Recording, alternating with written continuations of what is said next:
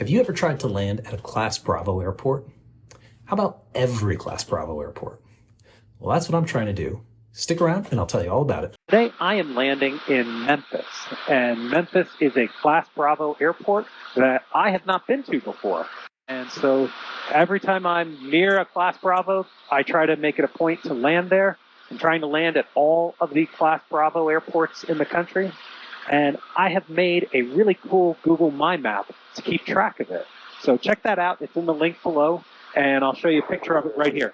According to Wikipedia, there are 37 Class Bravo airports in the U.S. So out of the 37, I should be able to get to almost all of them.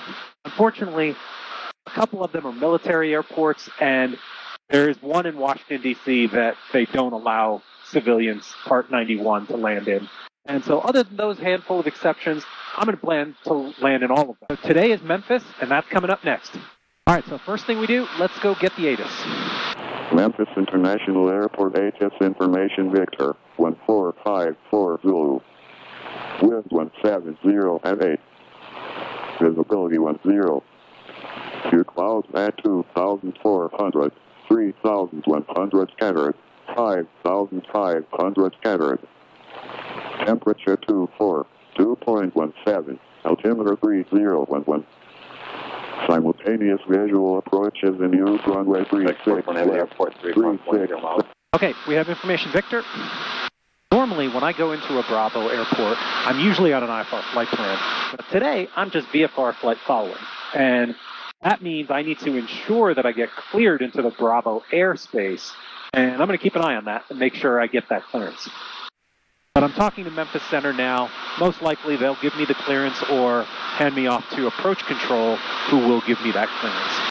Memphis approach, Cirrus 547 Tango Juliet, 8,500. Number 547 Tango Juliet, Memphis approach, altimeter 3012, clear to Bravo airspace. Clear to enter Bravo airspace. You're landing Memphis. Cleared into Bravo 3012 and affirmative. We're going to Memphis. Number 7 Tango Juliet, expect runway 36 center, and I'll have a distance for you shortly. We'll expect 36 center, 7 Tango Juliet. Well, that's kind of cool. On initial contact with approach control, he gave me the clearance into Bravo. So that's good. And that also is good that he told me already what runway I'm going to use. And based on where I'm going, I'm almost going to be lined up to a straight in for runway 36 center. And if we look at the map here, 36 center is a gigantic 11,000 foot runway.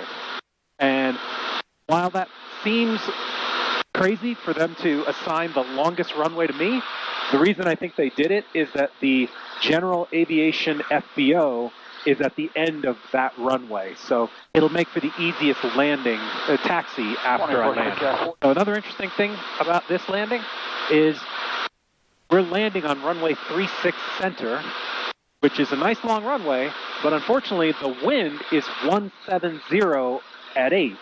So that means we're going to be landing with a tailwind and end up using a little bit more runway than usual. Since this is 11,000 foot, it doesn't matter. Realistically, the POH says that it increases landing distance dramatically with a tailwind. Let's go look that up and see what it really is.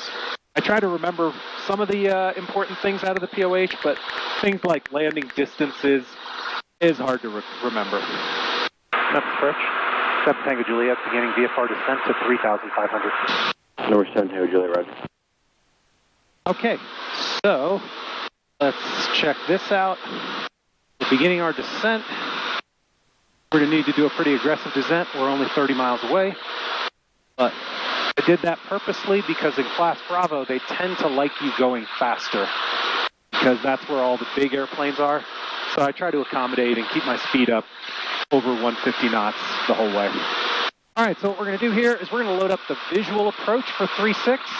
Oh, they actually have an ILS for 36, a localizer, and an RNAV LPV. So I'm going to load that up.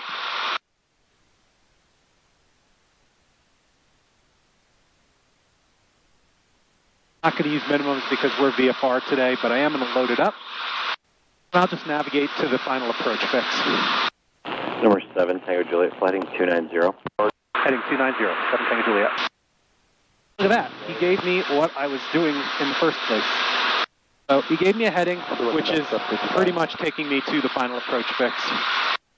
Delta 3186 departure radar contact. So in this case, I'm going to do activate vector to final. Okay, let's get frequencies loaded up. Tower for runway 36 center is 119.7.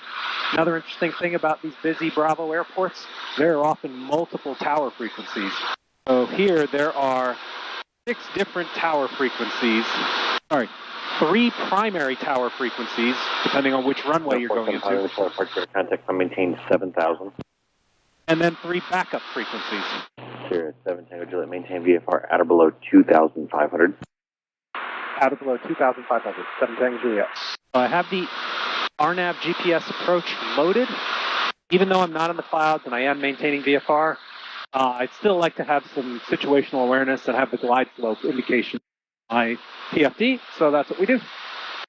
Cirrus 547 Tango Juliet, do you have Memphis Airfield inside off your 1 o'clock there, about 10 miles? Affirmative. Cirrus 547 Tango Juliet, make a VFR straight in 36 center, contact tower 119.7. Over to tower 119.7 and 36 center, 7 Tango Juliet. Memphis Tower, Cirrus 547 Tango Juliet, 10 to the south. For 547 Tango Juliet, Memphis Tower, wind 210 at 9, runway 36 center, cleared to land. Clear to land, 36 center, 7 Tango Juliet. 7 Tango Juliet, where do you park today? Wilson Air. Roger.